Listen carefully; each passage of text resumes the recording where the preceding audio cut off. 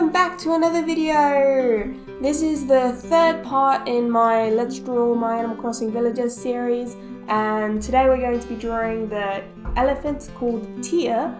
And Tia was the first one, I think, in the last big session of hunting for villagers. So I had around 3 of my final 10 just organically. I had Vesta the sheep and she left, and so once Vesta had left I was like, oh, so excited because it'd been a while since anyone that I didn't offered to leave. So I was like, yes, I'm gonna get to do, and I'd been stocking up on Nook Miles tickets, so I was very excited for the next time somebody that I didn't wanted to leave to go on a big massive villager hunt. And I got, I think, 15 Nook Mile tickets in until I saw Tia, and I was like, oh!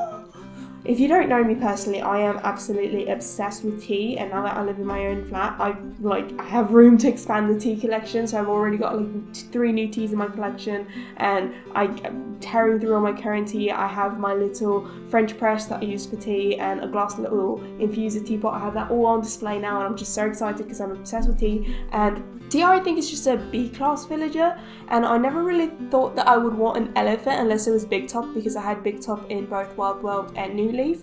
But I saw Tia and I'm like, oh no, I need her. And then I looked up what her house looked like, and her house looks like this little cafe, and it's the cutest thing ever. She's like a mum type character. I see her as the mum of the village. It's very sweet. I love it. And I have this little area right beside her house where it's 2 little chairs with the natural garden small table and a little teacup with the tea set and all that kind of stuff. I don't know, it's really cute. I was a little bit nervous to draw her just because I wasn't quite sure I knew how to do the geometry of her face. I didn't know if I was going to change her head angle, but this 3/4 view was just the overall easiest face angle to draw her in. And I also wasn't too sure if I was just going way too detailed with the little ruffles on her apron. It's been so long actually since I've drawn ruffles like that. I used to have to draw them all the time for commissions or something, but it's been years honestly since I've drawn ruffles in that style.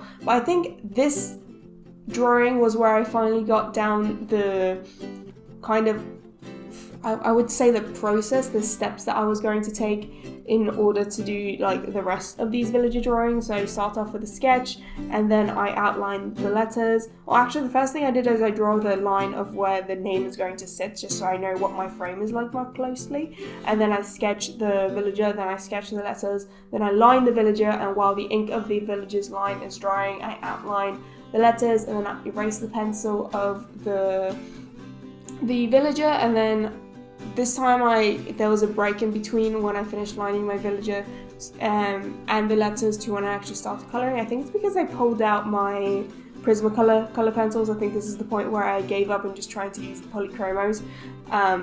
But yeah, so there was a break there, so I didn't really have to wait for the ink to dry where I inked her name. So I just erased that straight away, but moving forward I'm going to leave the sketch lines under the name as I colour in the villager so the ink dries, because I've had way too many times, especially in Inktober, where I'll ink the illustration and then I'll want to erase the pencil sketch right away, and then it's just smudged, and it's just not fun. It's not a good time, so I just try to avoid smudging the freshly inked ink. And also I had the materials more down pat, so I have a Staedtler fine liner in 0.4 and my 0.25 High-Tech C pen. So mainly for the villager I like to use a Staedtler in 0.4 because it's a thicker line, more steady.